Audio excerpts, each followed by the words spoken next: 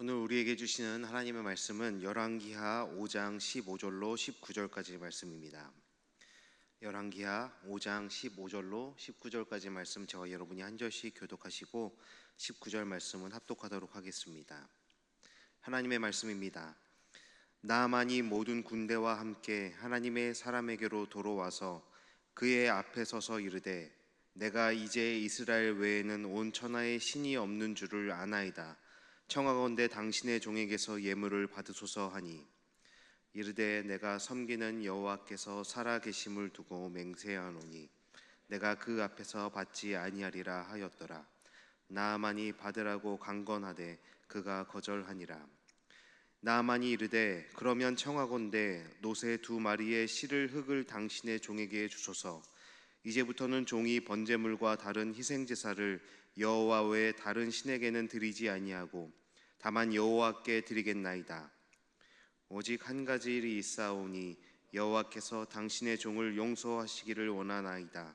곧 내 주인께서 림몬의 신당에 들어가 거기서 경배하며 그가 내 손을 의지하심에 내가 림몬의 신당에서 몸을 굽히오니 내가 림몬의 신당에서 몸을 굽힐 때에 여호와께서 이 일에 대하여 당신의 종을 용서하시기를 원하나이다 하니 함께 읽겠습니다. 엘리사가 이르되 너는 평안히 가라 하니라.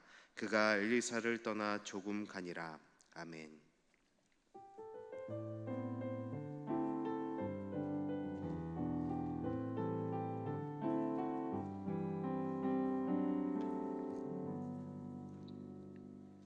네, 여러분 안녕하세요. 오랜만에 청년부에서 그리고 주일 사부 예배 때 인사드리고 말씀을 전하게 된 것 같습니다.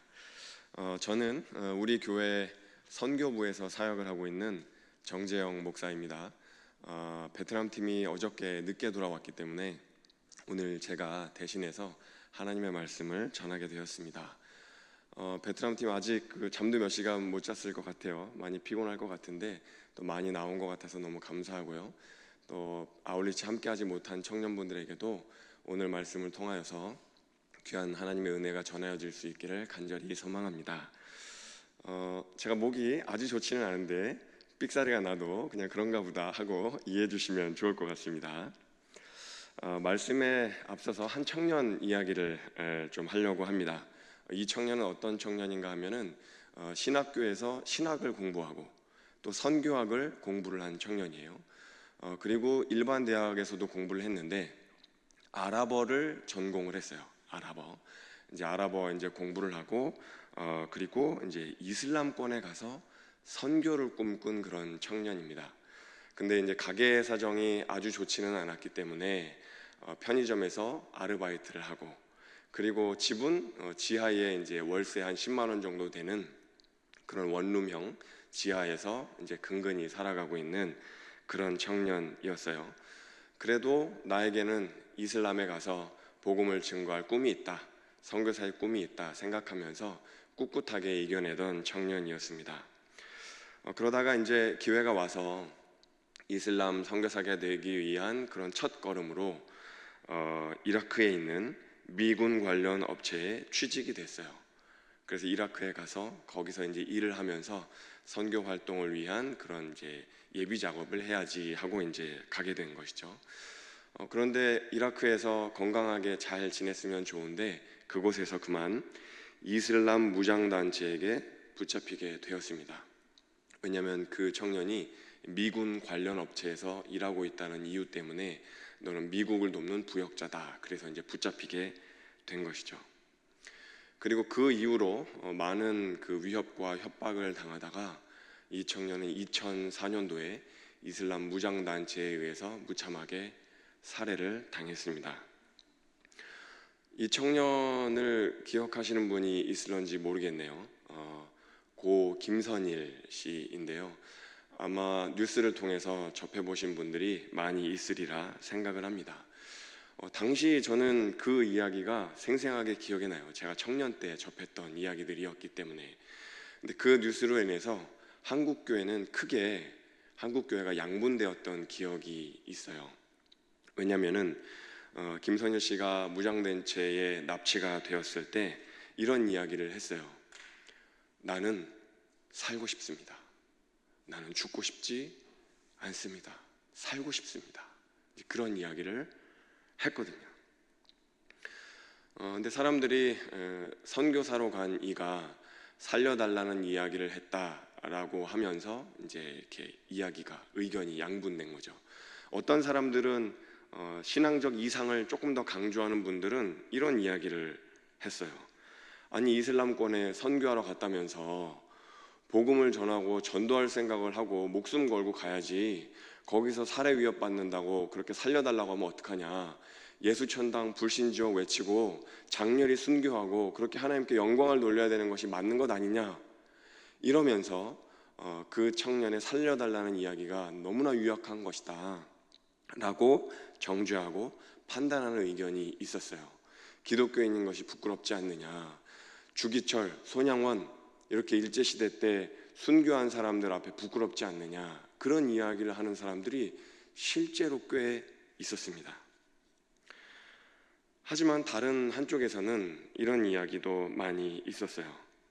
어떻게 그래도 그렇게까지 이야기를 할 수 있겠습니까? 만약에 당신이라면 바로 내 목 앞에, 내 얼굴 앞에 총을 들이대고 칼을 들이대며 생명을 위협하는데 거기서 어떻게 그렇게 이야기를 할 수 있겠어요? 누구라도 죽음이 두렵지 않겠습니까? 그리고 김선일 씨가 예수를 부인한 것도 아니고 그저 살려달라고 이야기한 것뿐인데 어떻게 그렇게 그걸 잘못이라고 정죄할 수 있겠습니까? 그렇게 이야기했던 사람들도 많이 있습니다. 여러분은 어느 쪽이신지 모르겠어요. 일단 전자에 속하는 분들은 신앙적 이상을 좀 많이 강조하시는 분들인데, 후자는 그럼에도 불구하고 우리의 현실이 있지 않느냐, 연약함이 있지 않느냐라는 우리의 연약한 현실을 이야기하시는 분들이었겠죠. 신앙적 이상을 강조하는 분들에게 이 김선일 씨의 죽음은 헛된 죽음이 될 테고요, 우리의 연약한 현실을 이야기하시는 분들께는 그럼에도 불구하고 그의 죽음은 숭고한 죽음이었다라고 평가를 하였습니다. 여러분은 어떻게 생각하십니까? 신앙적 이상과 그럼에도 불구하고 우리가 부정할 수 없는 현실 앞에 있을 때 여러분은 어떻게 해야 한다고 생각을 하십니까? 여러분도 한 번쯤은 이상과 현실 사이에 끼어서 아마 고민했던 기억이 있지 않으실까라는 생각이 들어요. 오늘은 이 주제를 가지고 열왕기하 5장의 말씀을 한번 살펴보면 좋을 것 같습니다. 오늘 말씀은 좀 이렇게 앞뒤 맥락도 있고 좀 길어요. 그런데 다 살펴볼 수는 없기 때문에 오늘 15절에서 19절까지만 읽었는데요, 제가 조금 간단하게 설명을 드리고 오늘 말씀 설명을 하려고 합니다. 본문에는 나아만이라는 사람과 엘리사라는 사람, 크게 보면 두 사람이 등장을 해요. 먼저 나아만이라는 사람이 등장하는데, 여러분 이 사람은 아람 사람이에요. 아람 사람. 아람 사람은 유대인들이 볼 때 어떤 사람이죠? 이방인입니다. 이방인. 그러니까 굉장히 가치가 없는 사람이고 이렇게 정죄하는 그런 부류에 속하는 사람이에요. 그런데 그 이방인인 아람 사람의 사회적 지위가 어떤가 하면 군대 장관이라고 소개를 하고 있어요. 오늘로 치면 국방부 장관입니다. 사회적 지위가 높아요, 낮아요? 높죠, 그죠? 결코 낮은 사람이 아닙니다. 근데 이 사람이 나병에 걸렸다고 해요. 이 나병이 뭐 오늘날 한센병이다, 문둥병이다, 아니다, 뭐 피부병이다 이렇게 이야기들이 있는데 어찌됐건 아주 그 중한 질병에 걸렸다 이렇게 이제 생각을 하시면 됩니다. 그래서 아람에서는 아무도 이 나아만의 병을 못 고치는 거예요. 아무도 고칠 수가 없어요. 근데 사회적 지위가 높다고 했잖아요. 어떻게든 고치려고 하겠죠. 그만한 돈과 능력이 있으니까.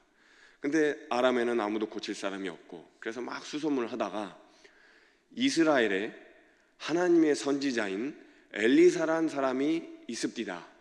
그 사람한테 가면은 병을 고칠 수 있다고 하네요 라고 이야기를 해요. 그리고 이제 병을 고쳐달라는 편지를 쓰게 됩니다.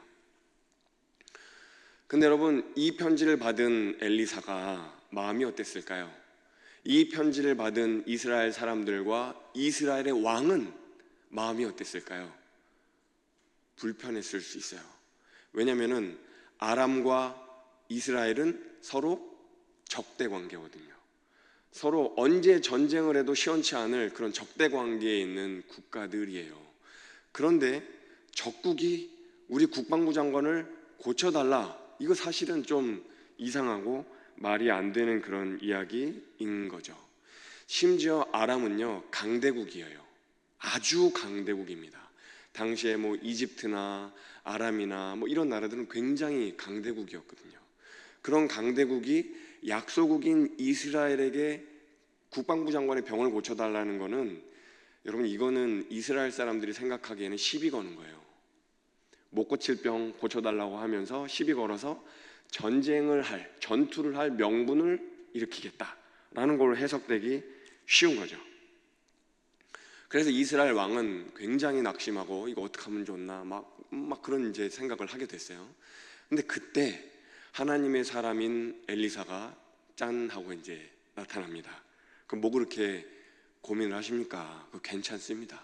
적국이면 어떻습니까? 데리고 오세요. 나아만 장군 오라고 하십시오. 그렇게 이제 이야기를 하는 거예요. 이스라엘 사람들은 좀 갸우뚱했을 수 있어요. 자, 그래서 이제 나아만은 그 이야기를 듣고 먼 길을 이제 건너서 이제 이스라엘 땅으로 오는데, 근데 여러분, 이게 조금 이상하기는 해요. 왜냐면은 나아만이 생각하기에는 좀 기분이 이게 나쁜 일입니다. 왜냐면 일단 엘리사란 사람이 얼굴을 나타난 것도 아니에요. 얼굴 한번 내비치지도 않고 엘리사는 뭐라고 하냐면, 이스라엘로 와서 요단강에 몸을 7번을 담그면 당신의 나병이 나을 것입니다, 이래요. 근데 여러분은 뭐 그럴 수도 있지라고 생각할 수 있겠지만, 지금 전시에 있고 나아만 장군은 사회적 지위가 굉장히 높고 강대국이에요. 언제든 이스라엘을 짓밟아 버릴 수 있는 그런 나라고 사람이거든요. 그런데 그런 사람에게 요단강에 와서 물을 7번만 담그면 된다라고 이야기하는 게 나아만 장군은 이해가 되지 않았던 거예요. 아니, 감히 나한테 요단강에 와갖고 그 또랑 개울물에 가갖고 몸을 담그라고, 이렇게 이제 생각했던 거죠. 그래서 나아만 장군이 실제로 막 불편했다는 이야기를 오늘 그 열왕기하 5장 말씀에 보면은 막 불편한 심기를 막 드러내요. 우리나라에도 큰 강이 많고 화려한 강이 많은데 그 개울물 또랑 같은 데서 씻으라고 그러는 게 웬 말인가? 우리 요 옆에 가면 그 월문천 있잖아요. 폭이 이렇게 몇 미터 안 되죠. 근데 실제로 요단강도 폭이 한 20-30m밖에 안 됐어요. 그러니까 강대국 입장에서 보면은 이제 거의 또랑에 가까운 게 요단 강물인 거죠. 그런데 가갖고 뭐 이래라 저래라 하니까 이제 기분이 좀 나빴던 거예요. 근데 그럼에도 불구하고 내 병을 고칠 사람이 아람에는 없으니까, 그래 속는 셈 치고 한번 가보자. 그리고 이제 옵니다. 그리고 요단강에 실제로 몸을 7번을 담가요. 어떻게 됐을까요? 깨끗하게 나았어요. 깨끗하게 나았습니다. 너무 놀라운 일이 일어난 거죠. 이런 말도 안 되는 행위를 통해서 내 병이 나았다고? 그렇게 수많은 명의들이 난다긴다는 의사들도 못 고친 내 병을 이렇게 촌구석 시골 동네 또랑에 몸을 7번 담갔는데 나았다고? 믿기지가 않는 일이 일어난 거죠. 너무나 놀라운 상황 가운데 오늘 본문 15절 말씀부터 이야기가 시작이 됩니다. 나아만은 너무나 놀라워서, 아니 이게 도대체 어찌 된 일인가?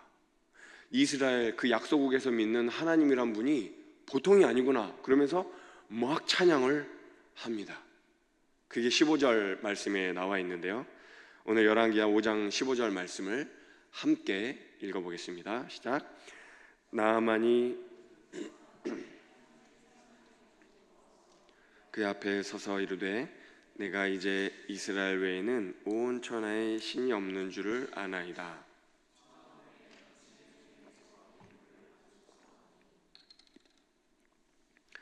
자, 여러분, 나아만 장군이 찬양을 하고 있습니다. 하나님을 찬양하는데 뭐라고 하냐면, 이스라엘 외에는 온 천하에 신이 없는 줄을 아나이다.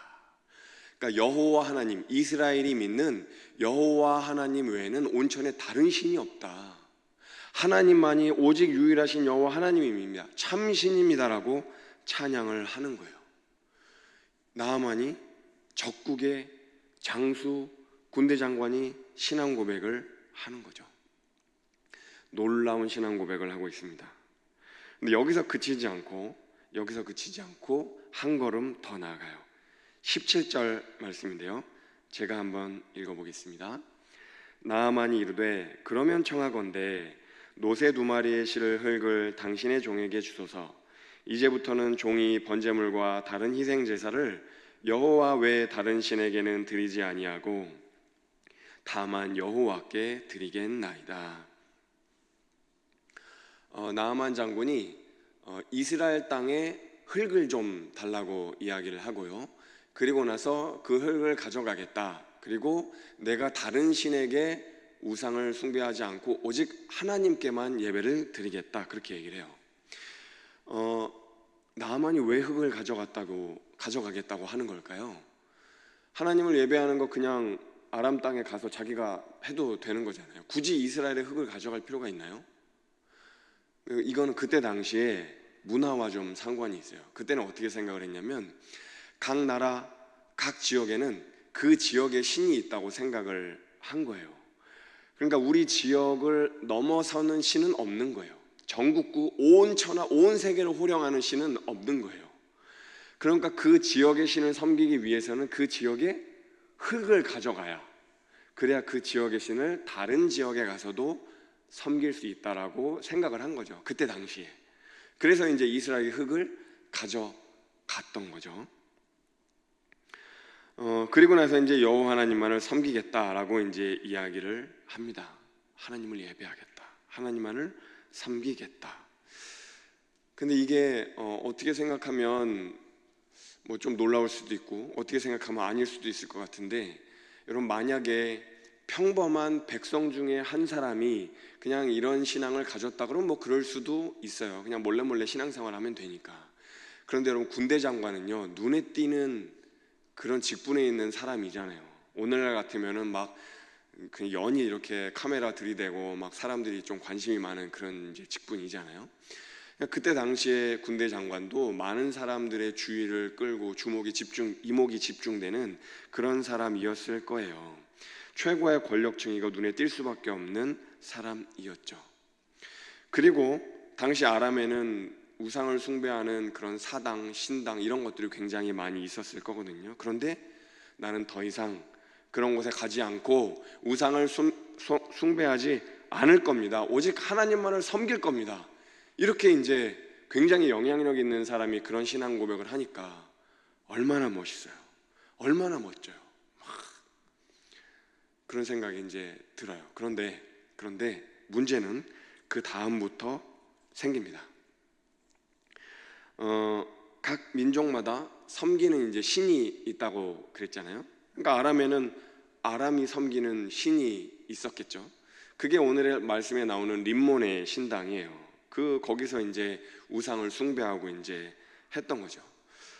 그러니까 나는 분명 지금 이스라엘 땅에서 하나님의 은혜를 체험하고 하나님을 고백하고 하나님을 찬양하고 하나님을 섬기겠다고 결단했지만 이제 고국으로 돌아가면 거기는 그냥 우상 숭배로 그냥 쫙 깔려있는 판치는 그런 나라이잖아요. 우상을 섬기는 그냥 세상인 거예요, 거기는. 근데 거기 가면 어떡합니까?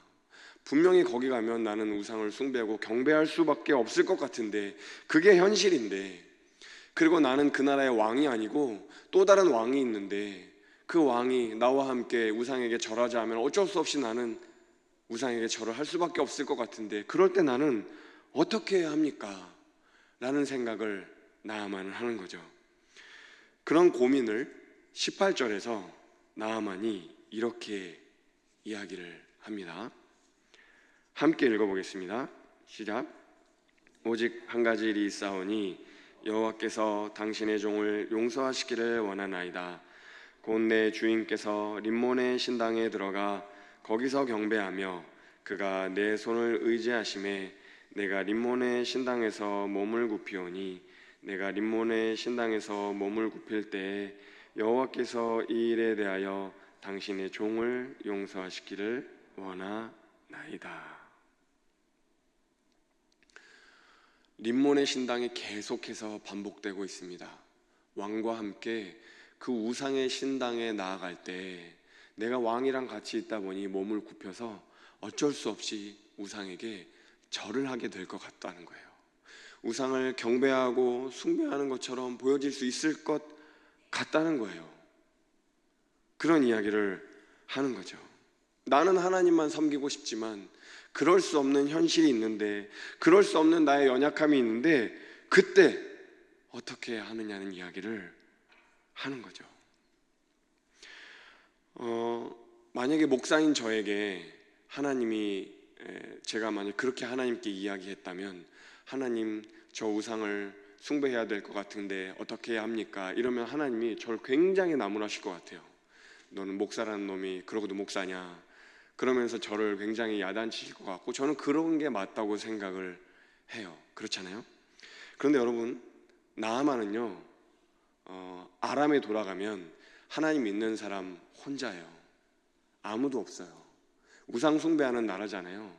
여호와 하나님 신앙을 가진 사람은 나아만 한 사람밖에 없습니다. 그리고 나아만은 이제 초신자예요. 방금 전에 신앙 고백한 사람이잖아요.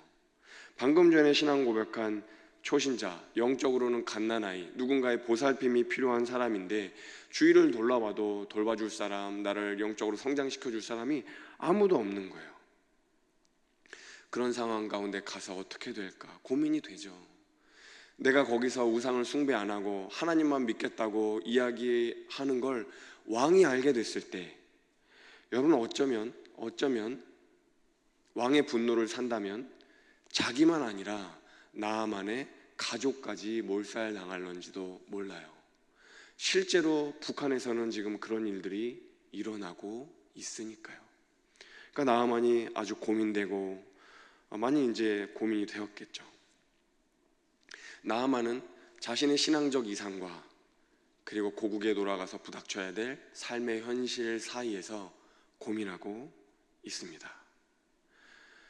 우리도 비슷한 고민 할 때가 있지 않나요?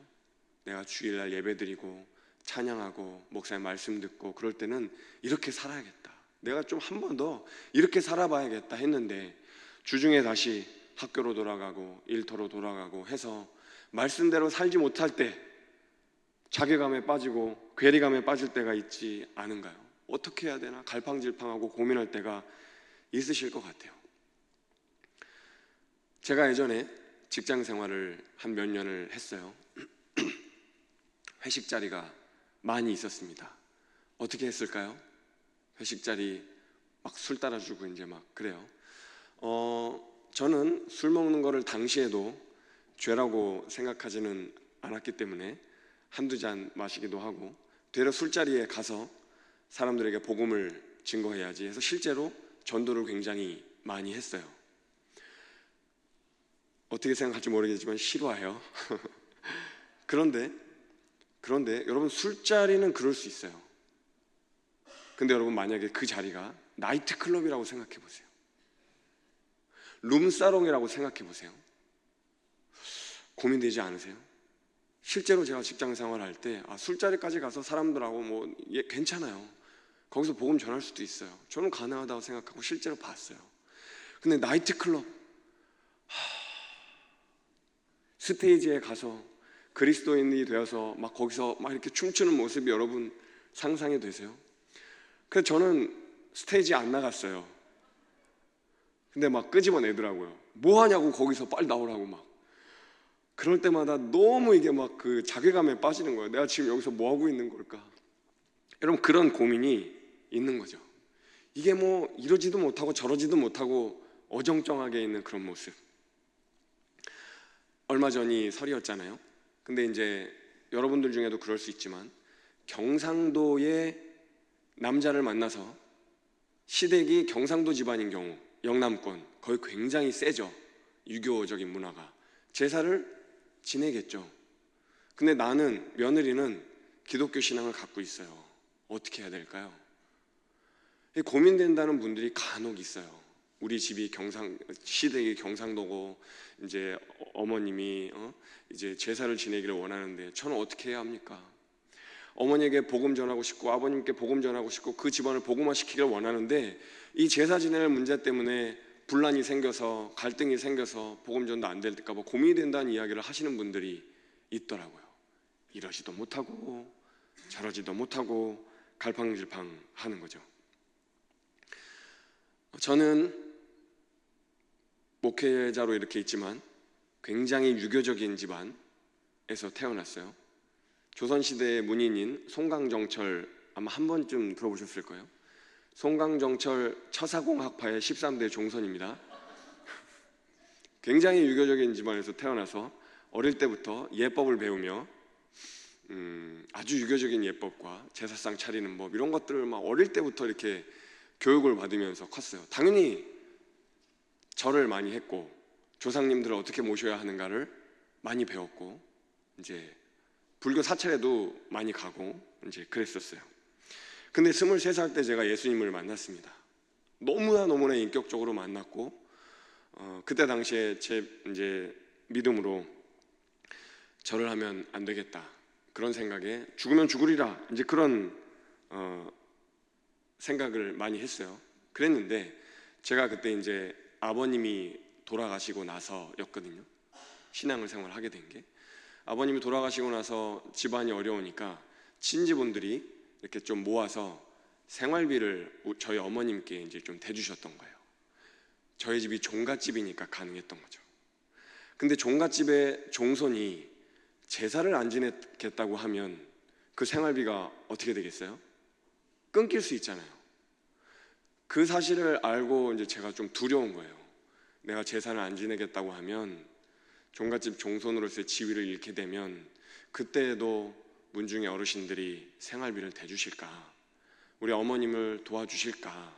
그런 두려움이 들었던 거죠. 어떻게 해야 되나 너무 고민이 되는 거예요. 제 신앙적 이상은 죽으면 죽으리라인데 제 삶의 현실은 그게 잘 안 되는 거죠. 여러분은 그렇게 고민하는 나아만과 같은 이에게 뭐라고 이야기하시겠어요? 신앙적 이상과 부정할 수 없는 삶의 현실 사이에 끼어있는 나아만 같은 사람에게 어떤 권면, 어떤 충고를 해주실 수 있겠냐는 거예요. 오늘 말씀 19절 엘리사는요 이렇게 이야기를 합니다. 5장 19절 읽겠습니다. 엘리사가 이르되 너는 평안히 가라 하니라. 그가 엘리사를 떠나 조금 가니라. 너는 평안히 가라. 너는 평안히 가라. 여러분 이 말씀이 어떻게 다가오십니까? 저는 처음에 이 말씀을 읽고 너무 충격을 받았어요. 왜냐하면 이거는 제 신앙적 이상에 부합하는 내용이 아니었거든요. 죽으면 죽으리라가 제 신앙적 이상이었어요. 예수 믿고 우상에게 절하는 건 안 되지. 죽으면 죽으라고 다니엘처럼 그렇게 신앙 고백하라고 왜 나아만에게 엘리사는 이야기하지 않았는가? 아니 평안히 가라는 게 도대체 무슨 말이에요? 믿음은 그렇게 연약한 게 아닙니다. 신앙은 그렇게 연약한 게 아니에요. 믿음은 그렇게 흐리멍텅한 게 아닙니다. 나아만 장군 마음을 굳게 먹으세요. 시작부터 그렇게 흔들려가지고 신앙생활 어떻게 하려고 합니까? 아람 땅에 돌아가면 당신 도와줄 사람 아무도 없는데 처음부터 그렇게 흔들리면 어떡해요? 그러면서 질책을 해야지, 권고를 해야지, 타박을 줘야지. 왜 이렇게 얘기를 했을까? 저는 잘 이해가 되지 않았어요. 평안히 가라니, 평안히 가라니. 여러분 어떻게 생각하세요? 저는 여러분이 어떻게 생각할지 모르겠지만 저는 이렇게 생각해 보시면 좋을 것 같아요. 여러분 개구리도요 올챙이절이 있어요. 그렇죠? 성숙한 신앙인들도 시작이 있습니다. 처음부터 다 성숙한 신앙인으로 시작할 수는 없는 거예요. 우리가 신앙적 이상으로 생각하는 건 다니엘처럼 죽으면 죽으리라, 에스더처럼 그렇게 가야겠지만, 그러나 누구라도 다 처음부터 그렇게 성숙한 신앙으로 도약할 수는 없는 겁니다.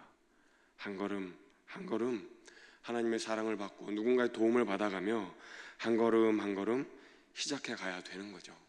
나아만도 마찬가지였어요. 이제 한 걸음 한 걸음 믿음의 걸음을 내디뎌 가고 있는 거죠. 여러분, 저는 여기에 중요한 믿음의 진리가 담겨 있다고 생각합니다.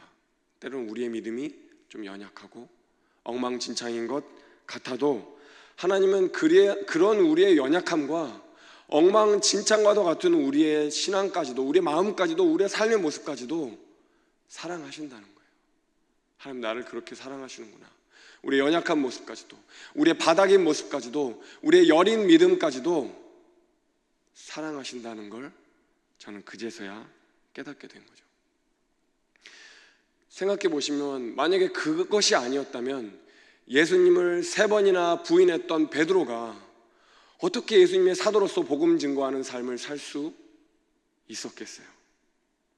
아내 사라를 아내라고 이야기 못하고 주변 사람들한테 누이라고 속여가면서 이야기했던 아브라함이 어떻게 믿음의 조상이 될 수 있었겠어요? 모세는 다른가요? 전 말 못해요. 저는 이 민족을 이끌어 나갈 수 없어요. 그랬던 모세가 민족의 지도자가 되었잖아요. 출애굽을 한.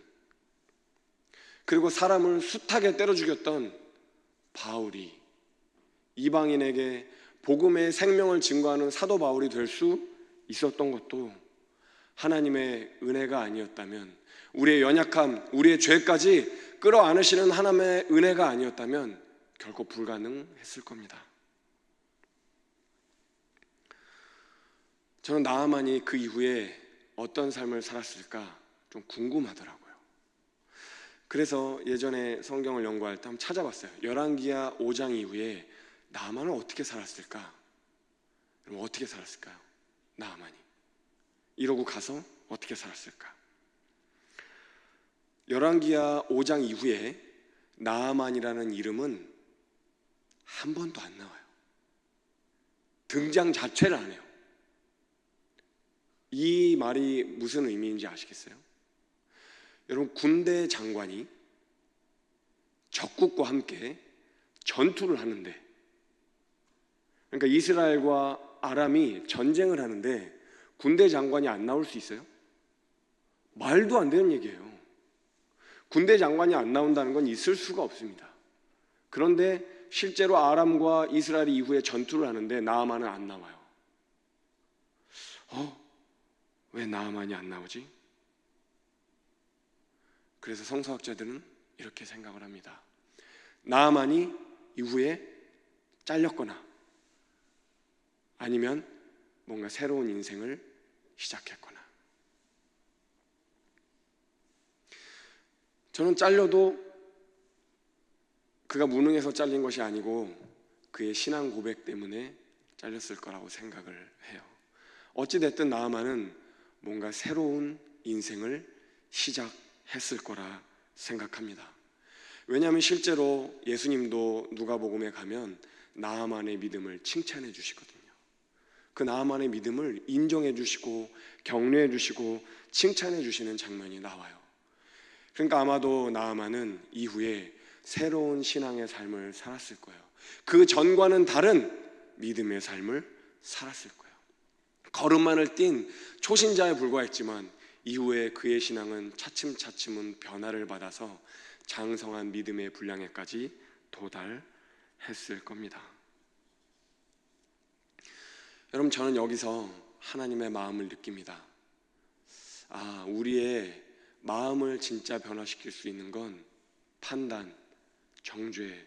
왜 당신 그거밖에 못합니까? 당신의 신앙이 그거밖에 안 됩니까? 라는 정죄와 판단을 통해서 우리의 믿음이 성장하는 것이 아니라 평안히 가라, 평안히 가라. 하나님이 당신과 함께 하실 겁니다. 하나님이 당신을 도와주실 겁니다.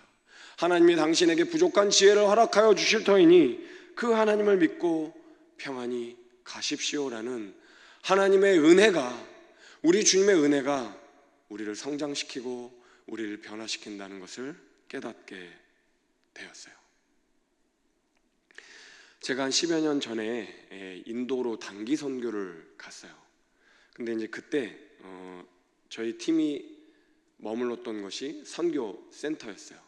이 선교 센터는 여자 선교사님이 운영하는 선교 센터였는데, 그 선교 센터에 한 20여 명 정도의 아이들, 한 초등학생쯤 되는 아이들이 이제 한 20여 명 정도가 함께 머물고 있었어요. 근데 이 아이들이 어떤 아이들이었냐면, 아시는 분들은 아실 터인데요, 2008년에 인도에서 동북부 지역에 오리사주라고 있어요. 그 오리사주에 그리스도인들이 많이 살았는데, 그 그리스도인들을 인도에 있는 힌두교 극단주의자들이 박해를 해서 굉장히 많은 사람들을, 그리스도인들을 죽입니다. 근데 그때 많은 그리스도인들이 뭐 목이 잘리기도 하고 몽둥이로 두들겨 맞아 죽기도 하고 이제 그랬는데, 그때 죽은 부모님들의 아이들이 이제 다 고아잖아요. 부모들이 다 맞아 죽었으니까 어떻게 해요, 그 아이들? 선교사님이 인도에 갔다가 그 아이들이 너무 불쌍해서 그 20여 명의 아이들을 데리고 이제 선교 센터를 꾸린 거예요. 원래는 학원 선교, 학교 선교 하려고 갔다가 그 아이들이 너무 불쌍해서 그 아이들을 이제 걷어서 이제 키운 거죠. 말하자면 작은 고아원 같은 걸 운영을 한 거죠. 근데 이제 저희 팀이 갔어요. 가서 이런저런 이제 사역을 했는데, 이 아이들을 대상으로 이제 수련회를 했어요. 그래서 뭐 성경학교 프로그램 하고 이제 했는데, 마지막에 뭘 했냐면 아이들의 꿈을 묻는 시간이 있었거든요. 그래서 아이들의 꿈을 이제 그림으로 그려봐라. 아이들이 뭐 이제 여러 개의 그림을 그려. 뭐 과학자가 되고 싶다, 뭐 엔지니어가 되고 싶다, 뭐 돈을 많이 벌고 싶다, 뭐 막 이제 여러 가지, 뭐 교사가 되고 싶다, 막 이제 그림을 그렸는데, 어떤 아이가 자기 꿈을 이렇게 그렸더라고요. 십자가랑 성경책을 들고 있는 거예요. 그래서 너는 꿈이 뭔데 이렇게 그렸니? 그랬더니 자기 꿈이 목사님 되는 게 꿈이래요. 그래서 어이구, 참 목사님 되는 게 꿈인 아이도 있구나. 난 뭐 다 돈 벌고 그냥 그러고 싶을 줄 알았는데 그게 꿈인 아이가 있구나, 이제 그랬는데, 나중에 선교사님이 오셔서 이야기를 해주신 게 제 마음 너무 이렇게 마음이 아팠는데, 그 아이 아버님이 그 오리사주 사태 때 그 두들겨 맞은 아버지인데, 그 아버지가 목사님이었다는 거예요. 무슨 말인지 아시겠어요? 자기 아버지가 목사님으로 두들겨 맞아 죽었는데 그 아이의 꿈이 그 아빠처럼 목사가 되는 게 꿈이었다는 거예요.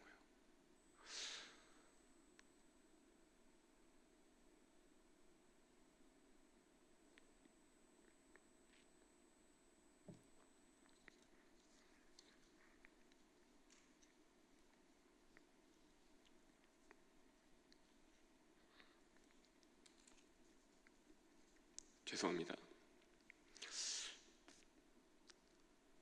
참 믿기지가 않았어요. 아빠가 목사란 이유로 맞아 죽었는데 그 자녀가 목사가 되겠다는 게 여러분 이해가 되세요? 저는 진짜 이해가 잘 안 되더라고요. 너무 이해가 안 되는데, 하나님의 은혜라는 말 빼놓고는 잘 이해가 안 되더라고요. 하나님의 은혜가 아니고는 여러분 사실 설명할 수 없는 일이죠. 어떻게 그런 일이 일어날 수가 있어요? 저는 하나님의 은혜가 그런 것이구나라는 것을 그때 많이 느꼈습니다. 여러분, 저는 오늘 우상을 숭배해도 다 괜찮고 순종하지 않아도 다 괜찮고 뭘 해도 다 괜찮습니다라는 식의 싸구려 은혜를 전하기 위해 이 강단에 선 것이 아닙니다.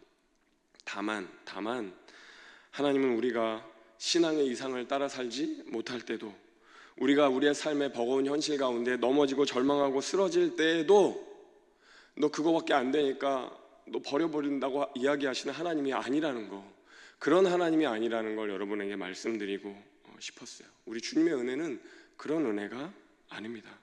주님은 우리의 시작을 격려해 주시고 우리의 응원을, 우리의 출발을 응원해 주시고 우리가 잘할 때뿐만이 아니라 우리가 못할 때에도, 우리가 연약할 때에도 우리와 늘 동행해 주시는 은혜의 하나님이라는 것을 말씀드리고 싶습니다. 이제 말씀을 맺으려고 하는데요, 여러분, 우리의 뜻과 결단과 상관없이 어느 순간 우리도 림몬의 신당에서 절하고 있는 우리의 자아를, 우리의 죄된 모습을, 우리의 연약한 모습을 발견할 때가 있을 거예요. 신앙의 이상과 우리의 부정할 수 없는 삶의 현실 가운데 끼어서 살아가고 있는 우리의 모습을 발견할 때가 있을 것입니다. 여러분, 그때 어떻게 해야 할까요?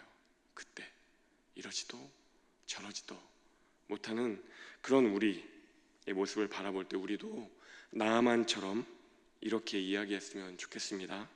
오늘 말씀 18절 말씀인데요, 제가 한번 읽어보겠습니다.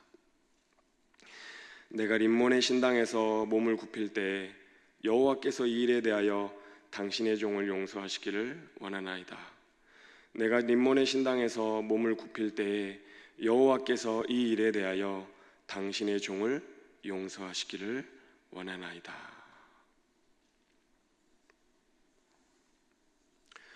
우리가 우리의 연약함을 마주할 때, 절망하고 낙심되는 모습이 있을 때 하나님의 은혜를 간구하며, 주님, 저의 연약함을 불쌍히 여겨 주십시오. 하나님의 은혜가 필요합니다. 저는 하나님의 은혜 없이는 단 한순간도 살아갈 수 없는 그런 존재입니다. 그러니 주님, 저를 도와주십시오. 제 마음을 변화시켜 주시고 하나님, 저에게 은혜를 허락하여 주십시오라고 기도하시면 좋을 것 같아요. 제가 이제껏 보면은 제 안에 하나님 때문에 불이 타오르는 순간이 한 2가지 정도 순간이 있습니다. 첫 번째는 사명감 때문에 불이 타오를 때가 있어요. 내가 사명감을 가지고 하나님께서 말씀하신 세계 선교든 그게 뭐가 되든 캠퍼스 선교든 그것을 성취해야지, 막 불이 활활 불타오를 때가 있어요. 근데 여러분, 사명감 때문에 타오르는 불은요, 그렇게 오래가지 않더라고요. 시간이 지나면 어느 순간에는 사그러들게 돼 있어요. 아무리 그 신앙적 이상 사명감이 커도 어느 순간에는 사그러들더라고요. 그리고 제 삶의 현실 가운데 고난이 닥치고 힘든 일이 생기고 제가 죄 때문에 넘어지고 그러면 활활 불타오르던 그 불이 너무나 작아지는 거예요. 제 모습이 너무나 초라해 보이기 때문에 그 사명감의 불도 촛불처럼 작아지더라고요. 근데 제 안에 다른 불이 타오를 때가 있어요. 사명감의 불이 아니고, 그게 2번째 불인데요, 그거는 은혜로 말미암아 타오르는 불입니다. 은혜로 말미암아 불이 탈 때도 있어요. 여러분, 이 불은요, 처음에는 좀 작아 보여요. 처음에는 굉장히 작게 보입니다. 그런데요, 이 불은 시간이 지날수록 계속 커지더라고요. 처음엔 작게 보였는데 시간이 지나면 계속 커져요. 여러분, 들판에 작은 불씨 하나가 떨어져 있다고 생각해 보세요. 그 작은 불씨가 불이 붙어요. 처음에는 촛불처럼 모닥불처럼 작게 보일 수 있지만, 여러분, 그 상황에 바람이 분다고 생각해 보세요. 그 바람 때문에 여러분, 온 들판이, 온 산이 활활 불타는 큰 불로 변화되는 겁니다. 은혜의 불은 그렇구나. 때로는 고난이 있고 때로는 힘겨움이 있어도 시간이 지나면 지날수록 은혜로 인해서 내 안에 타오르는 불꽃은 훨씬 더 커지는구나라는 것을 저는 많이 깨닫게 되었습니다. 저는 우리 청년분들 안에 사명감으로 인한 불꽃도 있겠지만 이 은혜로 인한 불꽃이 활활 불타기를 바라요. 때로 우리의 현실 때문에 좌절되고 낙심하고 낭망하고 넘어져도 우리의 연약함과 우리의 죄 때문에 나는 이거밖에 안 되는가라는 괴리감, 자괴감에 빠질 때에도 거기서 넘어지지 말고 하나님의 은혜를 의지하며, 하나님, 내 안에 그 은혜로 인해 불꽃이 타기를 소망하오니 저를 불쌍히 여겨달라고 하나님의 은혜를 간구하며 나아갈 수 있는 우리 청년들이 될 수 있다면 좋겠습니다. 그래서 주님께서 주시는 말씀, 이르되 너는 평안히 가라. 이르되 너는 평안히 가라. 그 평안 가운데 머무르며, 아니 그 평안에만 머무르지 않고 예수님을 통해 새로워진 마음을 가지고 변화를 받은 삶을 이 땅 가운데 살아갈 수 있기를 간절히 소망합니다. 오직 하나님의 은혜만이 우리를 변화시킨다는 사실을 기억하며 이상과 현실 사이에서 고민하는 우리 청년분들이 은혜의 하나님을 깊이 만날 수 있기를 간절히 소망합니다. 이 시간에 같이 우리 연약함 가운데 은혜를 주시는 주님을 찬양하며 나아가겠습니다.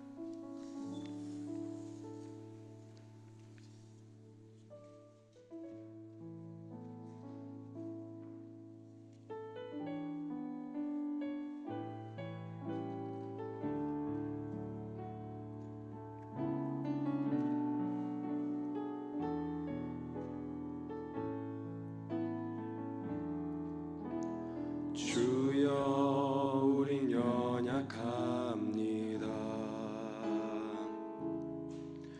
우린 오늘을 힘겨워합니다. 주 뜻 이루며 살기엔 부족합니다.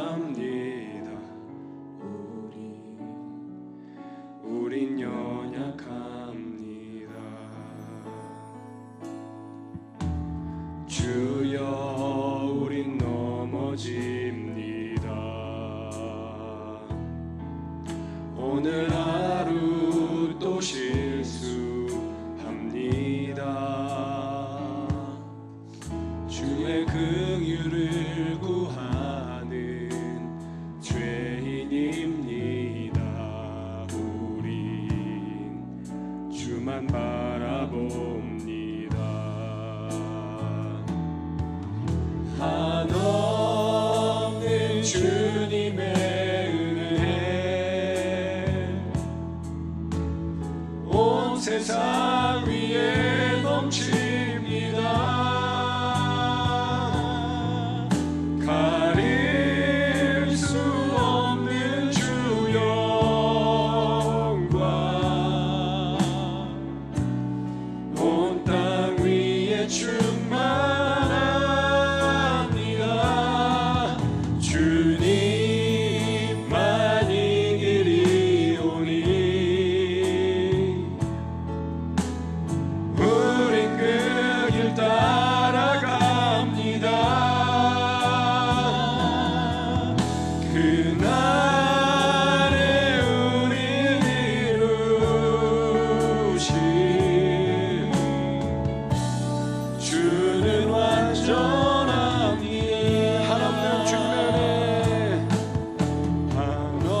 한없는 주님의 은혜 온 세상 위에 넘칩니다. 가릴 수 없는 주 영광 온 땅 위에 충만합니다. 주님만 이기리오니 우린 그 길 따라갑니다.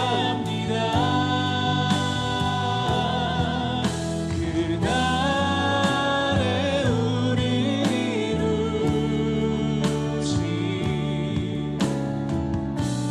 주는 완전합니다.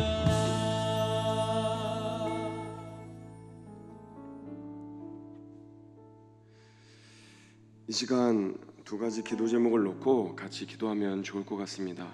먼저 기도할 것은 우리도 너무 연약할 때가 있습니다. 삶의 파고가 현실이 너무나 두렵게만 느껴질 때도 있습니다. 내가 원하는 대로 내 바람대로 내 삶의 현실이 풀리지 않을 때도 있습니다. 하지만 주님, 때론 현실의 높은 벽 앞에 넘어지더라도 우리의 모든 연약함을 덮으시는 주님의 은혜를 맛볼 수 있게 도와주십시오. 나의 연약함조차도 다 감싸 안는 그 하나님의 놀라운 은혜를 경험케 해달라고 먼저 기도하면 좋겠고요. 그 다음으로는 우리 베트남 팀이 베트남 땅 가운데 복음을 증거하였고 가나안이들과 또 아이들에게 복음을 전하였는데 그 사람들이 다시 가정으로 돌아가면 잘못된 가치관을 가질 수도 있고 다시 우상을 숭배할 수도 있습니다. 하지만 기도하면 좋겠습니다. 오늘 나아만처럼 우리 베트남 팀이 만난 아이들, 사람들 안에 주님의 은혜가 역사하기를 간절히 소망합니다. 지금은 씨앗과 같을지라도 그 씨앗이 자라게 하실 수 있는 주님을 믿사오니 주님의 은혜로 그 땅을 변화시켜 달라고 이 시간 두 가지의 기도 제목을 놓고 함께 기도하도록 하겠습니다. 하나님, 그렇습니다. 우리의 안에 삶의 현실은 하나님 녹록지 않지만 그 가운데서도 우리의 모든 연약함을 뒤덮는 하나님의 은혜를 경험할 수 있기를 원합니다. 하나님 도와주옵소서. 긍휼히 여겨주시옵소서. 나의 모든 죄와 연약함까지도 덮으시는 하나님의 은혜를 경험하며 나아갈 수 있도록 인도하여 주시고 그 인으로 말미암아 우리의 마음 가운데 하나님의 불만과 타오를 수 있도록 도와주시옵소서. 주님은 눈동자처럼 우리를 지켜주시고 주님은 우리의 선한 아버지가 되십니다. 목자가 되어주십니다. 우리를 가장 선한 길로 인도하여 주십니다. 그 하나님을 믿고 좌절한 그 삶의 자리에 일어설 수 있도록 다시 한번 하나님 믿음의 걸음을 내딛을 수 있도록 하나님 아버지 도와주시기를 원합니다. 아버지 그리고 베트남 땅 가운데 우리 팀이 만나고 복음을 오소 나온 그 아이들의 믿음을 지켜주시고 그 아이들 가운데 복음의 시간을 지켜주셔서 그것이 지금 작게 느껴질지라도 하나님 그것이 언젠가 귀하게 알려주신 그 날이 올 수 있도록 하나님 성령 가운데 열려 놓아 주시고 그 아이들의 믿음을 살아가시고 지켜주시는 우리 여호와 하나님 성령 하나님 한 분이 아버지께서 그 가운데 가시는 역사하여 주시기를 간절히 소망합니다. 하나님을 믿고 나아가시는 우리가 될 수 있기를 원합니다. 하나님을 믿고 만날 수 있기를 원합니다. 하나님의 선물이신 하나님이 어떤 아버지이신지 우리도 경험할 수 있도록 우리 주님과 함께 해주십시오. 하나님의 경험에 나아갈 수 있도록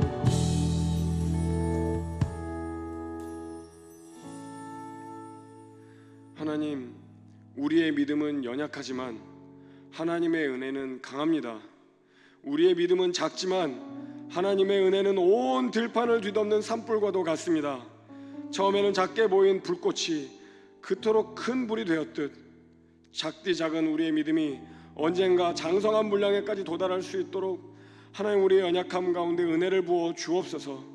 주님께 우리의 삶을 내어드리기를 원합니다. 나의 죄와 연약함으로 절망하기보다 그곳에서 다시 시작하기를 원하시는 은혜의 주님을 만나게 하여 주옵소서. 나의 죄와 연약함보다 더욱 크신 하나님의 은혜를 맛보기 원하오니 주여 우리를 긍휼히 여겨 주옵소서. 감사드리며 이 모든 건 예수님의 이름으로 간절히 기도드립니다. 아멘.